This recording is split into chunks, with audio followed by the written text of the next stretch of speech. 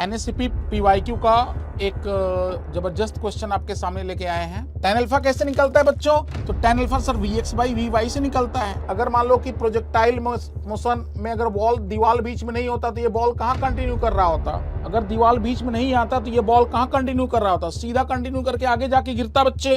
जे advance के सारे PYQ लगा डालिए, लगभग 25% सेम क्वेश्चन रिपीट करते हैं और बहुत सारा क्वेश्चन उसी कंसेप्ट पे डेटा बदल के देते हैं एनएससीपी। हेलो बच्चों, तो एनएससीपी पीवाईक्यू का एक जबरदस्त क्वेश्चन आपके सामने लेके आए हैं और जब इसको हम लोग लाइव डिस्कस किए थे 2024 में, तो उस समय जो है क्लास में जब कर रहे थे तो काफ़ी जो है बड़ा ज़्यादा समय लग गया था।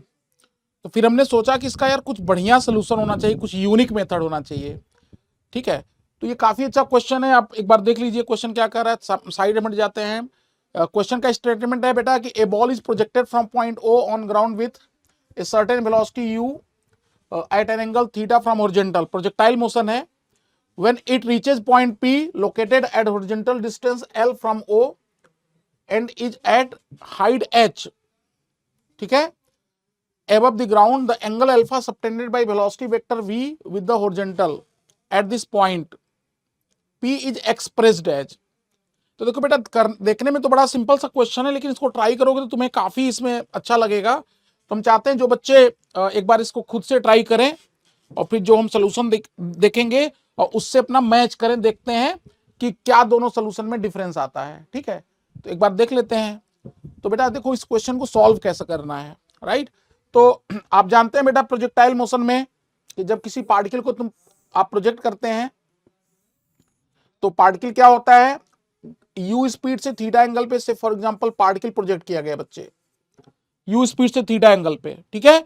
और क्वेश्चन में क्या बोल रहा है कि एक पॉइंट है बेटा जो कि ग्राउंड से कितने हाइट पे है, ग्राउंड से बेटा स्मॉल एच हाइट पे है, और वो पॉइंट हॉरिजॉन्टल कितने डिस्टेंस पे है बेटा, एल डिस्टेंस पे है।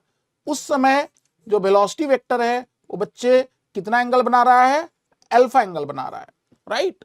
तो क्वेश्चन में बोला गया है कि tan alpha small H L और थीटा में रिलेशन क्या होगा। यहां पे देखिए सब सारे ऑप्शन बेटा यू और वी सब गायब हैं, तो हमको रिलेशन चाहिए अल्फा थीटा स्मॉल एच और कैपिटल एल में। तो सोचो कैसे करेंगे, क्या अप्रोच लगाएंगे बच्चे। तो यहां तो ये समझ में आता है कि अगर हम इक्वेशन ऑफ प्रोजेक्टाइल लिखेंगे, ठीक है, इक्वेशन ऑफ प्रोजेक्टाइल लिखेंगे तो वहां पे क्या आएगा, वहां पे क्या आएगा कि y equal to x tan theta minus g x square divided by 2u square cos square theta बेटा।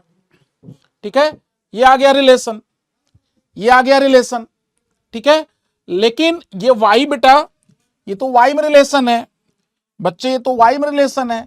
तो यहां पे तुम क्या करोगे, यहां पे बेटा y की जगह तुम h पुट कर देते हो, तो बेटा h का वैल्यू क्या आ जाता है, ये देखो इस कोऑर्डिनेट को क्या पुट करेंगे, h l comma h, right. तो ये कोऑर्डिनेट हो जाएगा l कॉमा h, तो y की जगह क्या हो गया, h हो गया, और बच्चा यहां से आ जाएगा एल टेन थीटा माइनस बच्चे G L square divided by 2u square बेटा cos square theta.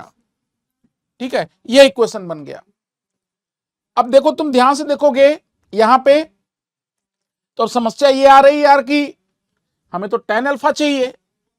tan alpha कैसे निकलता है भाई, tan अल्फा कैसे निकलता है बच्चों? तो tan alpha sir vx by vy से निकलता है। tan अल्फा कैसे निकलता है, vx बाई vy से। तो जो बच्चे vx और vy के चक्कर में पड़ेंगे और टाइम को फिर से इन्वॉल्व करेंगे इसमें vx बाई vy, तो उनका काफी समय चला जाएगा। ठीक है, काफी समय चला जाएगा बेटा। तो तुम ये सोचो बेटा, तुम ये सोचो कि इस इक्वेशन में जो रिलेशन को दिया है, जो रिलेशन दिया है उसमें न u है न v है। इसका मतलब कुछ ऐसा दिमाग लगाना पड़ेगा कि जिससे u और v का कोई जरूरत न पड़े। तो क्या करेंगे बच्चे, तो हम करेंगे सर कि हम जानते हैं कि अगर प्रोजेक्टाइल का पाथ का इक्वेशन दिया है, अगर प्रोजेक्टाइल के पैराबोला का पाथ का इक्वेशन दिया है तो किसी भी पॉइंट पे बेटा जो वेलोसिटी का जो डायरेक्शन होगा टेंजेंट का, जो स्लोप ऑफ टेंजेंट होगा तो that is dy by dx होगा। तो बेटा जो tan अल्फा का वैल्यू हो जाएगा वो क्या हो जाएगा, व्हाट इज tan अल्फा, तो sir tan alpha is dy by dx at which position, sir at x equal to position L। तो x की जगह L पुट कर देंगे तो बेटा dy बाई dx क्या होगा, तो sir dy by dx differentiate करने पे tan थीटा माइनस gx और डिवाइडेड बाई यू स्क्वायर, क्योंकि एक्स स्क्वायर का 2x हो जाएगा, 2 कट जाएगा, यू स्क्वायर और कॉस स्क्वायर थीटा। और x बेटा कितना हो जाएगा, x की जगह बेटा तुम l पुट कर दोगे तो G L divided by you square और बेटा कॉस स्क्वायर थीटा। अब कुछ समझ में आ रहा है बेटा, अब कुछ समझ में आ रहा है। ये देखो यहां से एक रिलेशन ये है और एक रिलेशन ये है, तो क्यों ना बेटा हम यहां से किसका वैल्यू उठा के पुट कर दें, क्यों, यहां पे दोनों तरफ तुम L से डिवाइड कर दो। तो बेटा जब L से डिवाइड कर दोगे तो ये रिलेशन से क्या आ जाएगा बच्चे, इस रिलेशन में तुम दोनों तरफ L से डिवाइड कर दो। सर क्यों L से डिवाइड कर रहे हैं, इसलिए बेटा L से डिवाइड कर रहे हैं क्योंकि हमें ये वाला टर्म चाहिए था जी L by you cos square theta. तो तुम ऐसा करो यहां से देखोगे तुम L से डिवाइड करोगे तो बेटा h बाई एल का वैल्यू क्या आ जाएगा, sir h by L is tan theta, h by L is tan theta और minus G L by 2u square cos square theta. ठीक है, तो बेटा जी एल बाई, तो यहां से क्या आ जाएगा, यहां से जी L by you square cos square theta को यहां उठा के रख दो। देखो बच्चे ध्यान से क्या आ जाएगा, ये सर ये आ जाएगा tan थीटा और माइनस, देखो ध्यान से इसको तुम ट्रांसपोर्ट कर दो इस साइड तो जी L by you square cos square theta का वैल्यू कितना आ जाएगा, तो सर ये आ जाएगा 2h बाई एल, 2 से मल्टीप्लाई हो जाएगा 2h बाई एल और माइनस 2 tan थीटा बेटा, 2h by L minus 2 tan theta. देखो हम किसका वैल्यू पुट कर दिए बच्चे, हम इक्वेशन में जी एल बाई, देखो जी L by you square cos square theta का वैल्यू यहां से उठा कर रख दिए, जी L by you square cos square theta का वैल्यू यहां से रख दिए। कितना आएगा बेटा, tan theta minus h by L में 2 से मल्टीप्लाई कर दो। देखो ध्यान से जी L by you square cos square theta का वैल्यू कितना आ रहा है बेटा, तो जी L by 2u square cos square theta का वैल्यू आ रहा है tan theta minus h by L. देख लो ध्यान से tan theta minus h by L, तो बेटा जी L by you square cos square theta कितना आ जाएगा, तो 2 से मल्टीप्लाई कर दो तो 2 से मल्टीप्लाई कर दो तो कितना आ जाएगा बेटा, कितना आ जाएगा 2 से मल्टीप्लाई करने पे, तो सर यहां से आ जाएगा 2 tan थीटा और माइनस 2h बाई एल। तो बेटा जब ओपन करोगे ना तो माइनस माइनस प्लस हो जाएगा, तो फाइनल आंसर बेटा क्या आ गया, बड़े सुंदर तरीके से फाइनल आंसर आ जाएगा। यहाँ पे बेटा माइनस माइनस प्लस हो जाएगा, तो सर 2h बाई एल और बेटा माइनस यहाँ पे क्या आ जाएगा, देखो tan थीटा आ गया। तो ये क्वेश्चन बड़ा ब्यूटीफुली जो है डिजाइन किया गया था, देखने में लग रहा था बहुत सिंपल सा क्वेश्चन, लेकिन अगर बेटा ये ट्रिक तुम अपनाओगे नहीं, अगर ये शॉर्ट में तुरंत एग्जाम में दिमाग में नहीं आएगा तो बहुत टाइम खा जाता है। कई बार टीचर्स जो है इस क्वेश्चन को करने में जो है काफी समय ले लेते हैं, बच्चों का तो छोड़ दो। तो मेरे हिसाब से ये काफी अच्छा इंटरेस्टिंग क्वेश्चन था, इसको आप मेथड आप सीख लीजिए और आपको काफी, जब भी क्वेश्चन स्लोप का है बेटा एंगल का, तो तुम डिफरेंशिएट कर दोगे, तुम्हारा रिजल्ट तुरंत आ जाता है। ठीक है बेटा, ठीक है, आई होप कि आपको अच्छा लगा होगा ये मेथड, ये अप्रोच। ठीक है, तो ऑप्शन बेटा क्या हो गया इसका, सर ऑप्शन हो गया D, tan alpha is 2h by L minus बेटा tan थीटा। ठीक है, एक क्वेश्चन और हम लोग देख लेते हैं कि एनएससीपी का ये भी था, 2022 का था। अगेन काइनेमेटिक का अच्छा क्वेश्चन है, मतलब कॉमन सेंस का क्वेश्चन है। बोल रहा है ball is projected from horizontal ground, it attains A maximum height h on it's projectile path. हट जाते हैं साइड में, एक बार क्वेश्चन पढ़ लीजिए। And thereafter strike stationary smooth vertical ball and falls on ground vertically below the point of maximum height. assumed that collision with the wall be perfectly elastic, the height of point of the wall where the ball strike is। देखो करने के लिए इस question को आप जो है बोल रहा है कि बॉल क्या किया, ऐसे स्ट्राइक किया और बेटा टकराने के बाद इलास्टिक कोलिजन करने के बाद कहां गिरा, इलास्टिक कोलिजन करने के बाद बेटा कहां पे फॉल करता है, तो right below the point of जो है सस्पेंशन, मतलब right below the maximum height बेटा, मैक्सिमम हाइट। तो एक बात आप समझो कि कभी भी कोलिजन, अगर इलास्टिक कोलिजन हो रहा होता है, इलास्टिक कोलिजन हो रहा होता है प्रोजेक्टाइल में, तो कहते हैं बेटा अगर मान लो कि प्रोजेक्टाइल मोशन में अगर बॉल दीवार बीच में नहीं होता तो ये बॉल कहां कंटिन्यू कर रहा होता, अगर दीवार बीच में नहीं आता तो ये बॉल कहां कंटिन्यू कर रहा होता, सीधा कंटिन्यू करके आगे जाके गिरता बच्चे, आगे जाके गिरता है यार। और तुमको पता है बेटा कि ये दीवार जो है इसका नॉर्मल फोर्स ऐसे होता है, तो यहां पे टकराते समय वेलोसिटी के दो कंपोनेंट्स आएंगे बच्चे, क्या क्या आएगा, क्या क्या आएगा बेटा, एक वेलोसिटी का एक्स कंपोनेंट आएगा और बेटा एक वेलोसिटी का क्या आ जाएगा, एक बेटा वाई कंपोनेंट आ जाएगा। तो वेलोसिटी का जो वाई कंपोनेंट होता है बच्चे वो नहीं बदलता, क्योंकि नॉर्मल डायरेक्शन की वजह से वेलोसिटी केवल एक्स कंपोनेंट बदलता है, और इलास्टिक कोलिजन में जितने वेलोसिटी से टकराता है उतनी वेलोसिटी से रिबाउंड कर जाता है वापस। तो बेटा जब ये वापस ऐसे गिरेगा तो वी एक्स वेलोसिटी पलट जाएगा। तो जो मोशन इसका आगे होने वाला था, ध्यान से देखो बेटा, जो मोशन दीवार वॉल अगर नहीं होता तो जो मोशन इसका आगे होने वाला था बेटा ऐसे वाला, ठीक है, देखो वॉल नहीं था तो ये पाथ था ऐसा, ठीक है, और वॉल होने से क्या फर्क पड़ेगा, ये पाथ जो है वो पीछे की तरफ हो जाएगा। मतलब कि ये जो पिंक कलर है बेटा वो रेड कलर से, मतलब यही पिंक कलर रिफ्लेक्ट हो जाएगा। क्यों, क्योंकि टाइम ऑफ फ्लाइट बेटा वेलोसिटी के वाई कंपोनेंट पे डिपेंड करता है, जो कि कोलिजन से नहीं बदल रहा है। समझ में आया, चाहे इलास्टिक कोलिजन हो चाहे इनइलास्टिक कोलिजन हो, इनइलास्टिक में क्या होगा या पार्शियली इलास्टिक में क्या होगा, वेलोसिटी का एक्स कंपोनेंट थोड़ा सा कम हो जाएगा, लेकिन वाई पे कोई नहीं फर्क पड़ता। इसका मतलब टोटल टाइम ऑफ फ्लाइट क्या रहेगा, बिल्कुल सेम रहेगा। कहने का मतलब बच्चे, कहने का मतलब कि अगर ये टी टाइम में टकराएगा तो यहाँ कितना टाइम लगता है, टी माइनस टी लगता, तो ये भी बेटा कितना टाइम आएगा सर, ये भी टाइम आएगा टी माइनस टी, ये भी टाइम आएगा टी माइनस टी।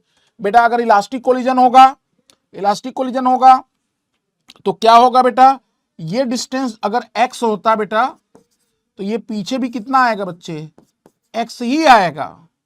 समझ गए, x ही आएगा। इसका मतलब बच्चे, इसका मतलब कि अगर ये दीवार नहीं होता, अगर ये दीवार नहीं होता तो ये बॉल कितना आगे और जाता, ये अगर बॉल नहीं होता, बोल रहा है ना टकराने के बाद यहां पे गिरा, कितना पीछे गिरा, कितना पीछे गया, r/2। इसका मतलब ये हुआ बेटा, बोल रहा है ना कि कहां पे गिर रहा है, right below the point of suspension. इसका मतलब है कि टक्कर मारने के बाद ये कितना पीछे आया, कितना पीछे आ रहा है, r/2 पीछे आ रहा है ना, r/2 नहीं, मतलब कि ये x पीछे आ रहा है, सॉरी, मान लो कि ये x पीछे आ रहा है बेटा, ये x पीछे आ रहा है और जहां पे गिर रहा है वो हाईएस्ट पॉइंट के नीचे है, मतलब ये क्या हो जाएगा, r/2 हो जाएगा। तो बेटा अगर वॉल नहीं होता तो ये कितना आगे जाता, वॉल नहीं होता तो ये x और आगे जाता। थोड़ा बढ़िया डायग्राम बना लेते हैं, थोड़ा अच्छा डायग्राम बना लेते हैं, ठीक है। मतलब कि हम ये बोल रहे हैं बेटा, हम ये बोल रहे हैं कि ऐसे मान लो ऐसे जा रहा था, ऐसे जा रहा था, वॉल नहीं होता तो इसका मोशन क्या करता, इसका मोशन फर्दर ऐसे आगे कंटिन्यू करता। तो इसका मतलब कितना दूर और जाता बेटा, x और जाता। लेकिन वॉल होने से क्या हुआ, दीवार से टकराने के बाद जो x आगे जाता उतना ही x किधर आ जाएगा, पीछे। और देखो डायग्राम से बेटा, x प्लस r/2, तो बेटा x प्लस r/2 किसके बराबर होना चाहिए, रेंज के बराबर होना चाहिए, रेंज के बराबर होना चाहिए, क्योंकि ये प्लस ये मिलके क्या कर रहे हैं, पूरा प्रोजेक्टाइल कंप्लीट कर रहे हैं। देखो अगर वॉल नहीं होता तो ये देखो ऐसे, ये कितना आगे जाता है यहां से, x प्लस मतलब 2x का वैल्यू सिंपली क्या आता है, डायरेक्ट भी ऐसे बोल सकते हो, डायरेक्ट भी बोल सकते हो बेटा कि 2x का वैल्यू किसके बराबर आता, r/2 के। तो बेटा x का वैल्यू कितना आ जाएगा सर, r/4 आ जाएगा, r/4 आ जाएगा। मतलब क्या हुआ, मतलब ये हुआ बेटा, मतलब ये हुआ कि ये फर्दर अभी यहां से हाईएस्ट पॉइंट से यहां कितना ट्रेवल किया होगा, हाईएस्ट पॉइंट से बेटा यहां पे, हाईएस्ट पॉइंट से यहां कितना ट्रेवल किया होगा बताओ, ये पॉइंट, तो हाईएस्ट पॉइंट से ये पॉइंट कितना नीचे है बताओ, कितना दूर है, कितना नीचे है। तो कहेंगे कि बेटा अगर ये r/4 होगा तो ये भी कितना है, r/4 है। दैट मीन्स हॉरिजॉन्टल डायरेक्शन में जो टाइम आएगा बेटा, पॉइंट P से लेके A तक जो टाइम आएगा वो बेटा कितना टाइम आ जाएगा। तो देखो ये बेटा t/4 टाइम होगा, ये t/4 टाइम होगा, क्योंकि देखो ये भी r/4 है, ये भी r/4 है। इसका मतलब P से लेके A तक आने का जो टाइम है बेटा वो t/4 है। कैसे t/4? क्योंकि x डायरेक्शन में, हॉरिजॉन्टल डायरेक्शन में वेलोसिटी क्या रहता है बच्चे, हॉरिजॉन्टल डायरेक्शन में वेलोसिटी क्या रहता है, सेम रहता है। फिर से देख लो हम क्या किए, फिर से देख लो, क्वेश्चन बोला है कि यहां पे टकराने के बाद point of suspense highest point के नीचे गिरता है। तो बेटा हाईएस्ट पॉइंट के जब नीचे गिरता है, इसका मतलब अगर कोलिजन नहीं होता तो अगर वो x आगे जाता तो इसका मतलब यही पाथ क्या हो गया है, यही टोटल r/2 क्या हो गया, x + x हो गया, तो x का वैल्यू r/4 हो गया। इसका मतलब है कि हाईएस्ट पॉइंट से यहां तक हॉरिजॉन्टल में r/4 आया, रेंज का 1/4, तो टाइम कितना लगा होगा, t/4 लगा होगा। और तुम्हें पता है t/4 टाइम में बेटा, t/4 टाइम में कितना नीचे गिरता है कोई चीज। देखो हाईएस्ट पॉइंट पे यहाँ वेलोसिटी क्या होता है बेटा, हाईएस्ट पॉइंट पे वेलोसिटी का y कंपोनेंट 0 होता है। इसका मतलब ये हो गया कि अगर y कंपोनेंट 0 है, अगर हाईएस्ट पॉइंट पे वेलोसिटी का y कंपोनेंट 0 है तो इसका मतलब नीचे किसकी वजह से आएगा, ग्रेविटी की वजह से। तो बेटा ये जो हाइट स्मॉल h आ जाएगा वो कितना आ जाएगा, कितना आ जाएगा, ध्यान से देखो कि t/2 टाइम में कितना गिरता है, h हाइट गिरता है। तो बेटा t/4 टाइम में कितना गिरेगा, तो सर h/4 गिरेगा। क्यों, because small h equals to क्या होता है, हाईएस्ट पॉइंट से बेटा ½ GT² होता है। इसका मतलब बेटा अगर ये h/4 हो गया तो बॉटम से हाइट क्या हो जाएगा, तो बच्चे ये हो जाएगा 3h/4। ठीक है, तो ऑप्शन क्या हो गया, बोल रहा है ना हाइट ऑफ पॉइंट कहां पे, तो बोल रहा है कि the height of the point on the wall where the ball strike is. तो कितने हाइट पे वो पॉइंट होगा बेटा, तो 3h/4। इजी क्वेश्चन था लेकिन कंसेप्ट बेस्ड था, राइट। तो इसी तरीके से बेटा एनएससीपी के जो क्वेश्चन आते हैं, कुछ अच्छे प्रॉब्लम आते हैं, कुछ आसान क्वेश्चंस आते हैं, कुछ कंसेप्ट बेस्ड क्वेश्चन आते हैं। बस आप क्वेश्चन को देखते ही अप्रोच दिमाग में तुरंत आना चाहिए। वो कैसे डेवलप होगा, वो खूब सारा क्वेश्चन लगाने से होगा। सबसे अच्छा तरीका क्या है, जेई एडवांस के प्रॉब्लम आप लगा डालिए, जेई एडवांस के मेन नहीं, जेई एडवांस के सारे पीवाई को लगा डालिए, लगभग 20 से 25% सेम क्वेश्चन रिपीट करते हैं और बहुत सारा क्वेश्चन उसी कंसेप्ट पे डेटा बदल के देते हैं एनएससीपी में। ठीक है, चलिए ऑल द बेस्ट, फिर मिलते हैं अगले कंसेप्ट के साथ। अच्छा हाँ, एक चीज और बेटा कि इसमें जो है 2 तो क्वेश्चन है ही है। हाँ, बोले थे ना जेई एडवांस के पीवाई की इंपॉर्टेंट होते हैं, तो देखिए जो है एक और एनएससीपी का क्वेश्चन है, ये अपने से आप ट्राई कर लीजिएगा। ठीक है, और जेई एडवांस के देखिए 2026 का एक क्वेश्चन, बहुत प्यारा सा क्वेश्चन है, इसको आप ट्राई करिएगा। ठीक है, इसके ऑप्शंस दिए हुए हैं। और एक 2025 का, ये भी काफी अच्छा क्वेश्चन है। ठीक है, इसको भी ट्राई कर लीजिएगा। तो आपका जो है 2-3 क्वेश्चन जो इंपॉर्टेंट हैं आप करेंगे तो इसमें काफी चीजें आपको सीखने को मिलेंगी। ठीक है, तो फिर बेटा मिलते हैं ना। तो मैं सोचा 2 क्वेश्चन जो मैं पीपीटी में तो भी आपको शेयर कर दें। ठीक है, 2026 इसी साल का एडवांस का है। ठीक है बेटा, ऑल द बेस्ट, मिलते हैं नेक्स्ट क्लास में।